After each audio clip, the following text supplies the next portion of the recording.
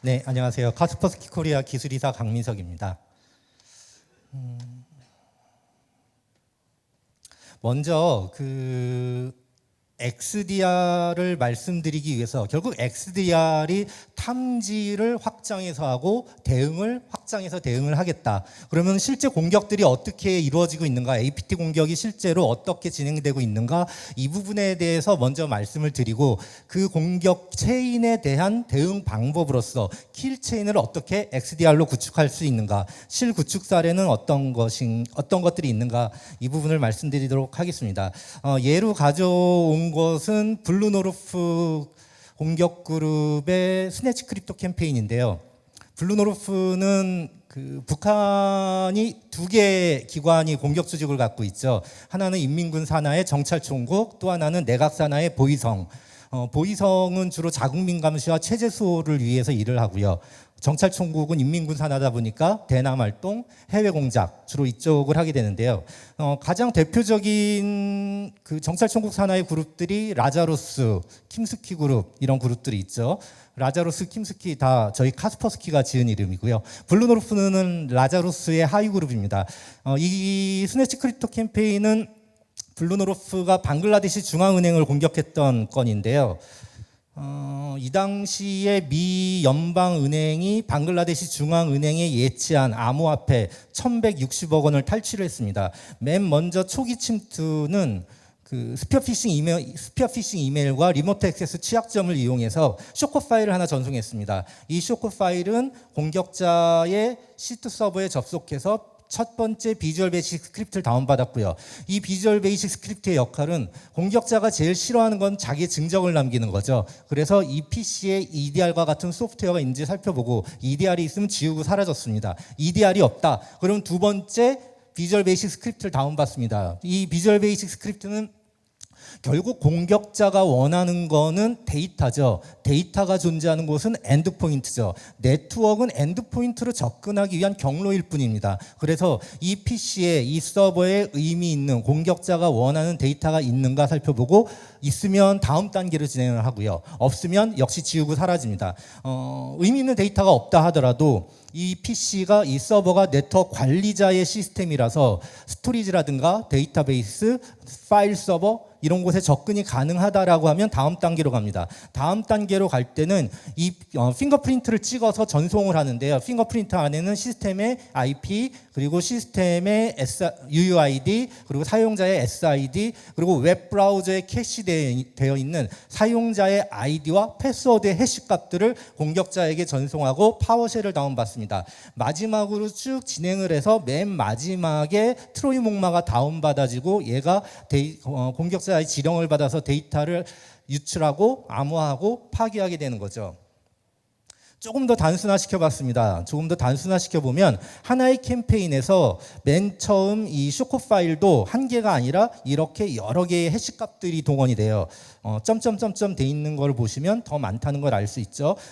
맨 마지막에 설치되는 백도어도 상당히 많은 버전이 동원이 됩니다. 그런데 여기서 흥미로운 부분은 바이러스 토탈에 이 악성 코드들을 다 올려놓고 검사를 해보면 하얀색은 탐지가 되는데 빨간색은 탐지가 안 됐어요. 물론 이 테스트 방법론에는 한계가 있습니다. 실제 엔드포인트 프로텍션 솔루션들이 악성 코드를 탐지할 때 패턴 매칭만 시키진 않아요. 시그니처만 보진 않고 비헤이비어도 보죠. 예를 들어 승인되지 않은 프로세서가 시스템의 레지스트리의 중요한 부분을 고쳤다, 또는 승인되지 않은 프로세스가 데이터를 암호화하고 랜섬웨어가 제일 먼저 하는 거는 이 PC의 데이터를 제일 먼저 암호화하지 않죠. 그건 맨 마지막에 해야 됩니다. 들통나니까요. 네트워크 드라이브로 공유된 네트워크 자원들에 접속해서 그것들을 다 암호화하고 마지막에 자기 거를 암호화하거든요. 그런 행위들이 일어나는가, 이런 걸 다 보게 되는데 바이러스 토탈에 파일을 올려놓고 검사하면 그런 걸 볼 수가 없죠. 단순히 패턴 매칭만 시킵니다. 그래서 실제로는 더 잘 탐지했겠죠, 실망에서는. 하지만 이런 결과가 나온 거에 대해서 중요한 시사점은 하나의 캠페인에서 상당히 많은 종류의 악성 코드들이 동원된과 동시에 아직 엔티바이러스 업체들이 패턴을 갖고 있지 않은 신종 코드들이 대거 동원된다는 겁니다. 보통 우리가 악성 코드를 탐지할 때는 조직에서 이 정도 단계에서 많이 탐지를 하죠. 그래서 한두 개가 탐지됐다. 그러면 조직이 대응할 수 있는 방법은 전사 AV 시스템을 통해서 사내 모든 시스템에 저 악성 코드를 스캔하고 제거하는 정도일 거예요. 그런데 얘 하나가 나왔다라는 거는 이미 얘의 친구들이 레터럴 무브먼트 돼서 조직 내에 퍼져 있을 가능성이 매우 높죠. 그리고 얘를 제거한다 하더라도 이 앞 단계의 스크립트가 아직 컴퓨터에 남아있기 때문에 다시 공격자의 서버에 접속해서 다운을 받아오게 돼요. 공격자는 자기가 배포한 악성 코드가 성공적으로 설치됐는지 아니면 탐지되고 제거되었는지 알 수 있어요. 성공적으로 설치됐다라고 한다면 공격자에게 보고를 할 텐데 보고가 안 들어왔다라는 것은 탐지되고 제거됐다는 거죠. 그러면 공격자는 갖고 있던 서버에서 탐지된 악성 코드는 제거하고 다시 재패키징을 해서 변경된 악성 코드를 올려놓고 새로운 애가 다운받게 됩니다. 공격자가 이렇게 다단계 체인을 통해서 공격을 하기 때문에 여기에 대한 대응하기 위한 킬 체인도 다단계 킬 체인으로 구축을 해야 되는 거죠. 일단 얘가 하나 탐지됐으면 얘 친구들이 존재할 가능성이 매우 높고 그리고 부모, 조부모, 조조부모 스크립트들이 확실히 존재하고 있기 때문에 알려진 전체 정보를 제공받아서 스캔을 해야 됩니다. 이것을 제공해 주는 게 바로 위협 인텔리전스의 컨텍스트죠. 즉 이 IOC가 탐지되면은 어떠한 것들이 배경 정보로 있는가 이 컨텍스트를 같이 제공해 줘야 됩니다. 그리고 얘네들을 다 제거한다 하더라도 제거하는 순간 계속 새로운 것들을 다운받게 되니까 얘네들을 배포하고 있는 URL은 무엇인가 이 URL 정보를 알아서 IPS에서 막아야겠죠. 그리고 마지막으로 놓치고 있는 애들이 C2 서버에 콜백을 해서 지령을 받기 때문에 그럼 C2 서버의 IP는 무엇인가 그 IP를 알아야 방화벽에서 막죠. 자, 여기서 두 가지가 필요합니다.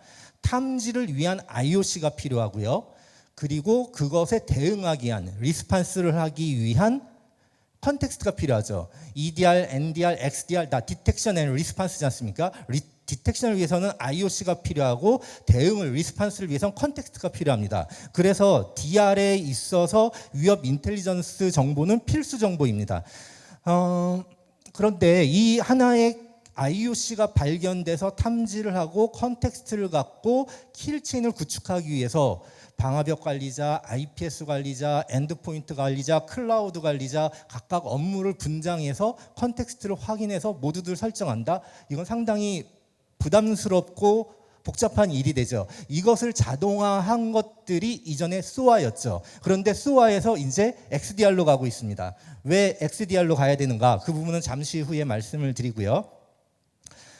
다른 기타 공격의 예들, 뭐 대표적으로 다크사이드, 미국 동부 지역 석유 공급의 45%를 책임지고 있는 송유관 업체인데 다크사이드도 콜로니얼 파이프라인을 공격한 게 다크사이드의 소행이었고요. 러시아 공격 그룹이죠. 역시 처음에는 피싱이랑 리모트 액세스의 취약점을 이용해서 접근을 했고요. 탐지의 피를 위해서 가벼운 툴들을 이용하고요. 그리고 조직이 사용하는 프로토콜을 이용해서 레터럴 무브먼트라고 마지막에 악성 코드를 배포한 걸 볼 수가 있습니다. 저희가 발견한 굵직굵직한 캠페인들인데요. 여기 올림픽 디스트리뷰어도 보이죠? 평창 동계올림픽을 공격했죠. 그 공격은 상당히 치밀했어요. 그래서 맨 처음에 공격자들이 일부러 한글 코드 안에 한글을 넣었어요. 그래서 라자루스의 소행이다라고 처음에는 밝혀졌었는데 저희가 그건 아니고 얘네는 이 올림픽 디스트로이어는 러시아 공격 그룹이 일부러 한글을 집어넣은 것이었다라는 걸 저희가 밝혔고요. 결국 이 그룹이 소파시랑 러시아의 소파시랑 블랙 에너지가 연합한 새로운 공격 조직 하데스가 이 캠페인을 했다라는 걸 밝혔고요. 저희가 현재 추적하고 있는 공격자들이고요. 최초의 OT 공격이라고 하는 스톡스넷도 보이죠. 스톡스넷 같은 경우는 CIA랑 모사드가 합동작전을 한 거였고요. 이란의 핵발전소, 요즘 이란과 미국과 얘기가 많죠. 다행히 저는 주식을 안 샀습니다. 그리고 다행히 저는 비트코인도 안 합니다. 그거 투자한 제 동료들은 되게 슬퍼하고 있더라고요. CIA와 이스라엘의 합동작품인데 이 당시에 이 부분은 OT 공격으로 가니까 너무 길어지니까 그냥 넘어가겠습니다. 예. 이것도 스톡스넷도 저희 카스퍼스키가 제일 처음 찾았습니다. 자, 이제 XDR에 대해서 말씀을 드리겠습니다. 그 SOC 팀에 있어서 SIEM은 상당히 중요한 도구죠. SIEM의 역할은 결국은 코렐레이션, 상관 분석과 얼러트, 이 두 가지로 압축될 수 있을 겁니다. 상관 분석을 하기 위해서는 코렐레이션 룰을 짜야 됩니다. 예를 들어 IPS에서 이벤트가 발생했는데 본넷 CNC URL에 접속하는 이벤트라서 차단을 했다라는 게 발생을 합니다. 그러면 소스 IP와 데스티네이션 IP 확인이 가능하죠. 그러면 SIEM은 방화벽의 로그에서 그 소스 IP와 데스티네이션 IP가 있는가를 찾아봅니다. 왜? IPS에서 찾았으면 우리가 놓치고 있는 또 다른 피해자가 있는가, 우리가 알지 못하는 공격이 홀이 있는가, 이것을 찾기 위해서 IPS의 이벤트를 기반으로 방화벽의 그 로그들을 보게 돼요. 그런데 여기서 전제 조건이 있죠. 누군가가 처음 찾아줘야지만 상관 분석의 전제 조건이 있습니다.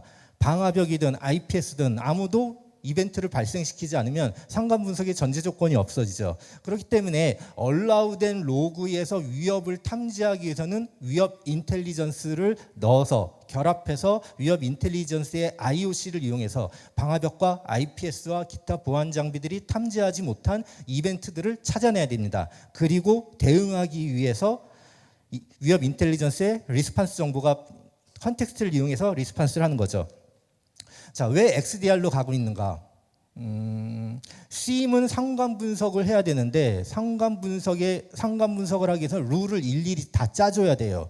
예를 들어 어떠한 서버의 로그들을 받아보고 그 안에서 어떠한 애플리케이션이 설치되어 있는데 이 애플리케이션이 버전 7.0 이하면 취약점이 있고 버전 7.0 이하가 설치된 상태에서 파워쉘이 동작했고 파워쉘에서 아래 5개 명령어 중에 3개 이상이 실행됐으면 AD 공격이야.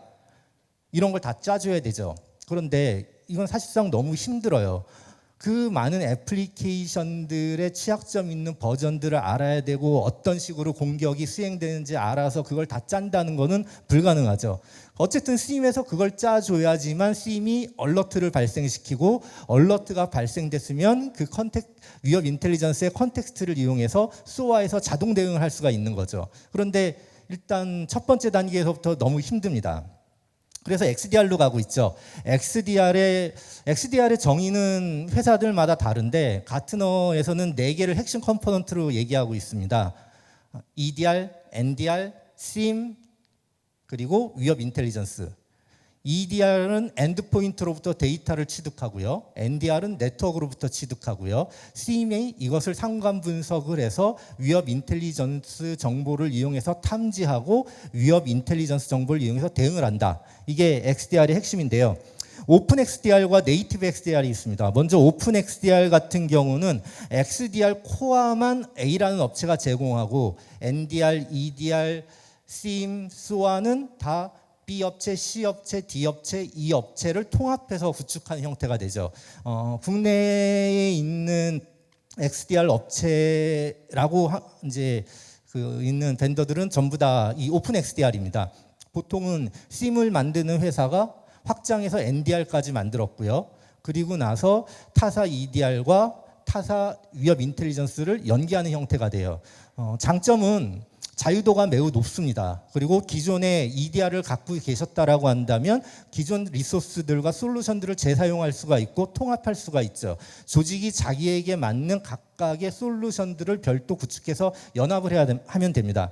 근데 단점은 탐지율과 자동화율이 매우 낮아요. 자, SIEM 업체가 NDR을 개발해서 XDR이라고 했습니다. 그리고 나서 거기다 타사 EDR과 타사 위협 인텔리전스를 붙였어요. 자, EDR에서 이벤트가 올라왔습니다. 이벤트가 올라왔는데 그것을 어떻게 이 오픈 XDR이 EDR의 이벤트를 이해를 하죠? 이해를 못합니다. 그냥 이벤트일 뿐인 거예요. 그런데 자사가 개발한 NDR에 대해서는 분석이 가능하죠. 그러면 이 EDR과 연동하기 위해서는 EDR과 자사가 갖고 있는 NDR을 상관 분석할 수 있는 코렐레이션 룰을 만들어줘야 돼요. 그러면 이전에 SIM과 SOA를 사용했을 때랑 무엇이 달라지나요? 다시 백도한 느낌이에요. 그래서 오픈 XDR은 기존 리소스를 재사용할 수 있고 자유도는 높지만 자동화율, 탐지율이 매우 떨어지고 대응 룰도 떨어진다라는 단점이 있습니다. 탐지를 했어요. 대응을 하고 싶어요. 그러면 NDR은 네트워크에서 정보를 수집했기 때문에 결국 EDR을 통해서 대응을 해야 되는데 방화벽이나 IPS에 대응하기 상대적으로 쉬워요. 그냥 SSH 열어서 CLI로 명령어를 날리면 되죠. 그런데 EDR에 대해서 세밀한 설정을 하겠다. 이거는 거의 불가능하죠. API를 전부 다 확인을 해서 일일이 프로젝트를 해서 구현을 하던가 아니면 아주 기본적으로 망에서 격리 요 정도나 가능하지 세부 정책을 설정하고 악성 코드를 스캔해라 악성 코드를 격리를 해라 그 악성 코드를 어느 스토리지에 보관을 해라 이런 것들은 자동화하기가 매우 어렵죠. 반면에 네이티브 XDR은 하나의 벤더의 EDR, NDR, SIM, 위협 인텔리전스를 통합한 형태가 돼요. 장점은 통합률이 매우 높고 자동화가 매우 잘 됩니다. 탐지율도 매우 높아요. 한 벤더의 EDR, NDR이기 때문에 별도로 코렐레이션 룰을 만들어주지 않아도 이미 상관 분석할 수 있는 룰들이 다 제공되고 구축이 돼 있죠. 반면에 단점도 있죠. 기존 리소스를 사용하는 게 불가능하죠. 이미 EDR을 갖고 있는 업체, SIM을 갖고 있는 업체가 XDR을 네이티브 XDR로 구축하겠다라고 한다면 기존 EDR을 제거하고 이 단일 벤더사의 EDR을 재설치해야 되죠. 기존에 SIM을 갖고 있었다. SIM도 교체하거나 아니면 그 SIM에서 받은 이벤트들을 전부 XDR로 포워딩해 주거나 아니면 반대로 XDR에서 탐지한 것을 기존 SIM으로 포워딩하거나 뭔가 일이 많아지고 중복 투자가 되는 느낌입니다. 그래서 장단점은 서로 있어요. 제 생각에는 아마 이렇게 가지 않을까. 일단은 단일 벤더가 제공하는 네이티브 XDR을 목표로 두고 기존에 있는 꼭 네이티브 XDR이라고 하더라도 예를 들어 저희 카스퍼스키도 네이티브 XDR이 있습니다. 저희 네이티브 XDR이라고 하더라도 저희 EDR만 사용할 필요는 없어요. 타사 EDR을 붙일 수 있고 타사 NDR을 붙일 수 있거든요. 그래서 네이티브 XDR을 목표로 하고 오픈 XDR로 시작을 하면서 점점 변경해 가지 않을까라고 생각을 합니다. 참고로 그 태양계 내에서 네이티브 XDR을 갖고 있는 업체는 두 업체로 알고 있습니다. 제가 인지하지 못하는 또 다른 업체가 있을지 몰라도 저희 카스퍼스키와 또 다른 회사, 이 두 회사가 네이티브 XDR을 갖고 있고요. 저희 카스퍼스키는 EDR, NDR, SIM, 위협 인텔리전스를 다 제공을 하고요. 아까 또 하나의 업체는 약간 모양새가 다릅니다. 방화벽을 중심에 놓고 NDR은 없고요. 방화벽을 중심에 놓고 EDR을 붙이고 위협 인텔리전스를 붙이고 클라우드 SIM을 이용하는 형태고요. 저희는 온프레미스랑 클라우드 모두 버전을 지원을 합니다. 자, XDR 너무 크지 않은가? 네, 큽니다. 큰데 XDR을 그래도 저는 가야 된다고 생각하는 게 큰 회사만이 아니라 작은 회사도 XDR을 고민해야 돼요. 기존에는 EPP만 갖고 대응을 했잖아요. 근데 EPP만 갖고 대응하는 건 한계가 있거든요. 아까 말씀드렸듯이 EPP는 그냥 탐지가 되면 차단되고 말아요.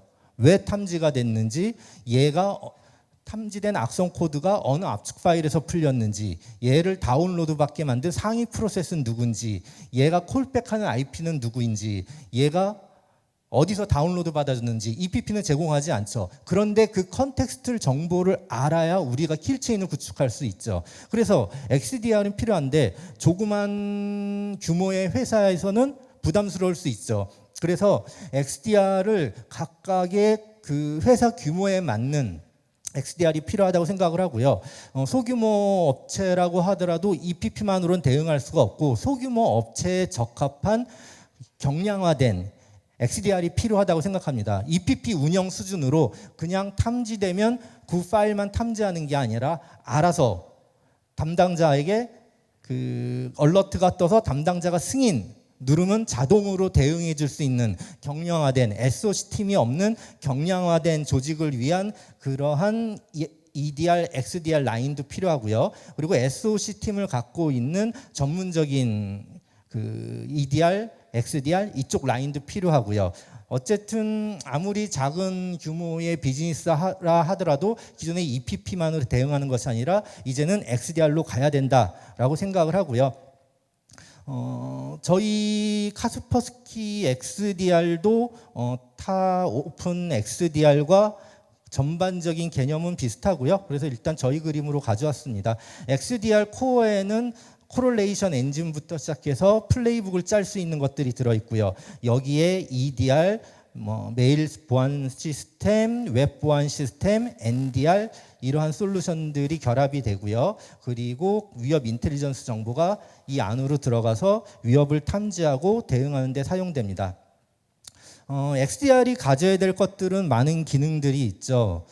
머리어 탐지 기능이 있어야 되고요. 샌드박스도 있어야 되겠죠. 단순히 악성 파일의 시그니처만 보고 탐지해서는 안 되고 무엇인가 이상해.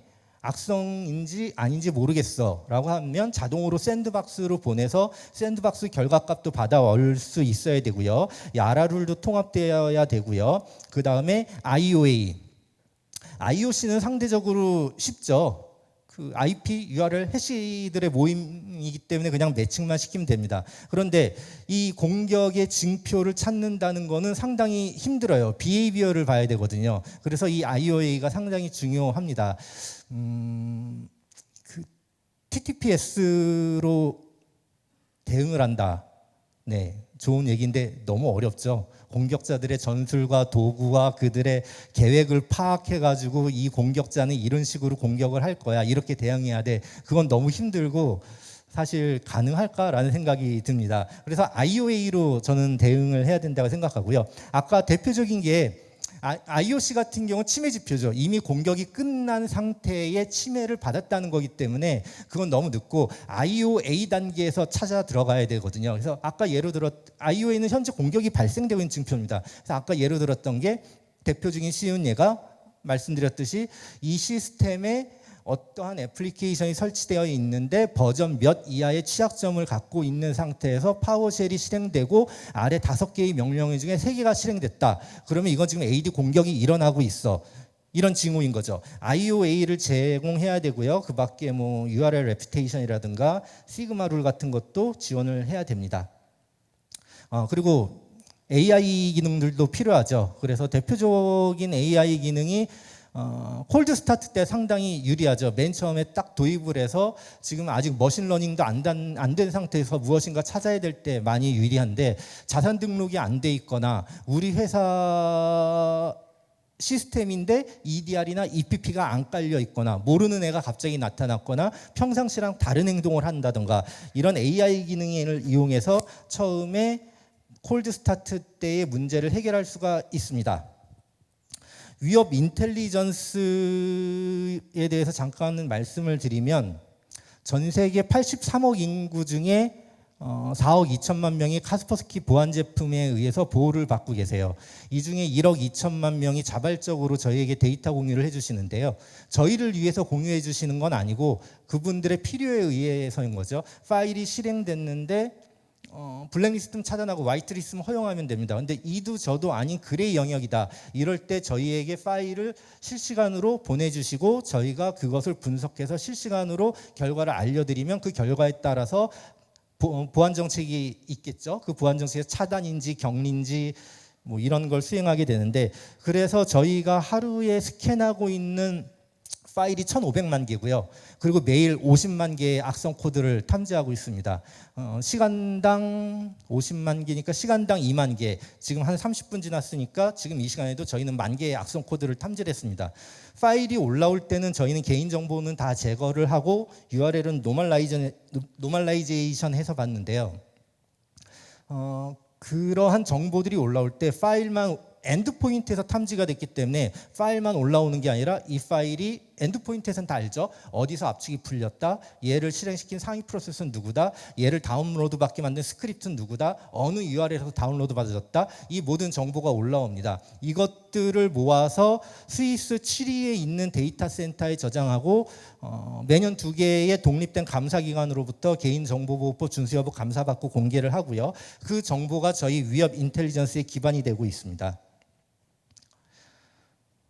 저희 위협 인텔리전스에 이제 여러 영역이 있잖아요. ASM이 있고 브랜드 프로텍션이 있고 IOC랑 IOA를 제공해주는 영역이 있고 컨텍스트를 제공해드리는 영역이 있고 악성 코드를 분석하는 영역이 있고 여러 영역이 있는데 제가 말씀드리고 싶은 거는 보통이 아니라 모든 업체들 카스퍼스키는 예외입니다. 모든 업체들이 IOC만 제공을 해드려요.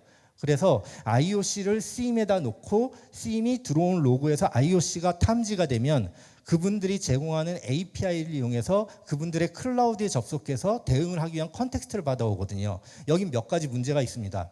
폐쇄망에서 운영할 수 없다. 항상 접속을 해야 되니까요. 두 번째로 어쨌든 내부에 이벤트가 발생한 IOC가 외부로 전송된다는 거죠. 이건 유쾌하지 않은 일을 떠나서 그 컴플라이언스에 문제가 될 수도 있습니다. 세 번째로 항상 그분들의 API를 이용해서 그분들의 클라우드에 접속을 해야 되기 때문에 스플렁크, 아크사이트, RSA, 넷 위트니스, 큐레이터 이런 범용적인 SIEM이나 SOA를 위해서는 앱을 제공해 주지만 국산 SIEM 또는 조직이 자체 개발한 시스템을 이용해서 글로벌 벤더가 앱을 제공해 주진 않죠. 그렇기 때문에 이러한 자체 개발된 시스템이나 국산 SIEM과의 통합은 어렵다. 근데 저희 카스퍼스키는 IOC랑 컨텍스트를 단방향으로 한 번에 내려드립니다. 그렇기 때문에 저희에게 접속할 일이 없어요. 그냥 다운받아서 쓰시는 거예요. 다운받아서 인하우스에 놓고 그 IOC와 컨텍스트를 그대로 이용하시는 거죠. 그래서 본넷 CNC 예를 하나 들면 이 URL은 처음 발견된 건 언제고 마지막으로 관찰된 건 언제고 이 본넷 CNC 여기에 접속하는 그 얼라우된 로그를 봤더니 IPS 로그를 봤더니 여기에 접속한 흔적이 있었다라고 하면 대응을 해야겠죠. 그러면 여기에 접속하는 파일 해시 값들을 다 제공해 드립니다. 그러니까 여기에 접속하는 로그 흔적을 봤으면 이 악성 스크립트들이 조직 내에 들어와 있다는 거죠. 그럼 얘네들을 다 스캔해서 제거해야 되고요. 그리고 얘네들을 배포하고 있는 URL이 얘기 때문에 얘는 IPS에서 차단해야 되고요. 그리고 얘네들이 콜백하는 CNC 서버의 IP는 이것이기 때문에 이것을 방화벽에서 차단해야 되죠. 이 IOC와 컨텍스트 의 모음을 단방향으로 다운받아서 쓰시는 거라 폐쇄망에서도 운영이 가능합니다. 파일 해시에 대해서도 동일하게 이러한 해시 값들은 얘네들이 콜백하는 IP는 무엇이고 파일 사이즈는 무엇이고 걔네들이 주로 사용하는 파일 네임 그리고 파일 타입은 DLL이고 어느 URL에서 배포되어 있고 이런 정보를 다운받으실 수가 있습니다. 그래서 이러한 위협 인텔리전스 정보를 XDR, SIEM, SOA와 통합을 하고 보안 장비들로부터 오는 로그들 속에서 이벤트를 찾아서 자동으로 대응을 해야 된다라고 생각을 하고 있습니다. 실제 구축 사례를 두 개 정도 말씀을 드리겠습니다.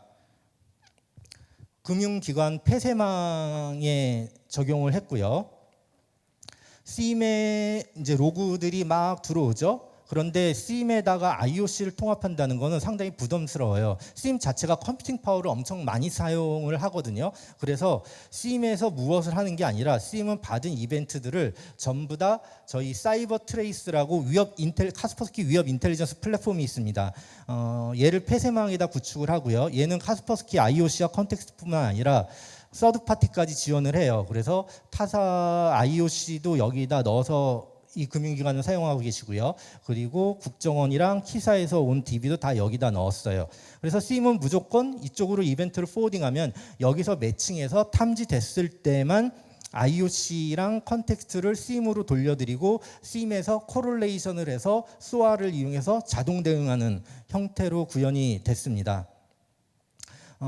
폐쇄망이기 때문에 데이터베이스를 업데이트해야 되잖아요. 여기는 일주일에 한 번씩 다운받아서 수동으로 옮겨놓고 계세요.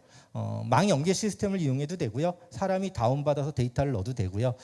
그래서 구축을 했는데 구축한 지 2시간 만에 VPN 서버로 외부에 있는 VPN 서버로 접속하는 게 탐지가 됐어요. 물론 폐쇄망이기 때문에 외부로 접속은 안 됐어요. 그냥 디나이 로그였는데 디나이 로그를 보니까 외부에 있는 악성 VPN의 IP였던 거죠. 그 얘기는 둘 중에 하나죠. 그 내부에서 누군가 회사의 URL 필터링 시스템을 회피하려고 일부러 외부의 VPN을 이용하려고 했다든가, 또는 악성 스크립트가 탐지를 회피하기 위해서 VPN을 통해서 경유하려고 했던 두 가지 경우 중에 하나겠죠. 그래서 조사를 했고요. 물론 이제 그 결론은 저희한테 알려주진 않죠. 그런데 상당히 의미 있었던 것 같아요. 작년에 BPF 도어가 많았죠, 얘기가. 네, 그 얘기 BPF 도어까지 가면은 시간이 없을 것 같으니까, 네, 그것도 탐지할 수 있었는데 안타깝습니다. 그리고 OT망에서의 구축 사례인데요. OT망이다 보니까 IT 보안 인력이 OT는 프로토콜을 몰라요. 그리고 이상 징후를 본다 하더라도, 예를 들어 터빈 온도가 보통은 300도였는데 700도로 뛰었어요. IT 보안 인력이 왜 700도로 올라갔지? 이런 생각을 할 수가 없죠. 펌프가 몇 PSI로 압력이 가해져야 되는지, 터빈 온도가 몇에서 몇 RPM으로 돌아야 되는지 IT 보안 인력은 모르죠. 반면에 OT 인력은 보안을 모르죠. 그래서 참 난감해하던 상황이었고, 그래서 OT의 보안 장비들의 모든 로그를 저희 위협 인텔리전스 플랫폼을 OT 폐쇄망에 구축하고 이쪽으로 다 던졌어요. 그래서 여기서 탐지된 것들만 DMZ 망에 있는 SIEM으로 전송을 한 거죠. 그러면 탐지된 것만 넘어왔기 때문에 전송되는 양도 적고요. 폐쇄망에서 탐지할 수 있고요. DMZ에 있는 SIEM은 IT 보안 인력이 모니터링이 가능하죠. 뭐 더 많은 구축 사례들이 있는데요.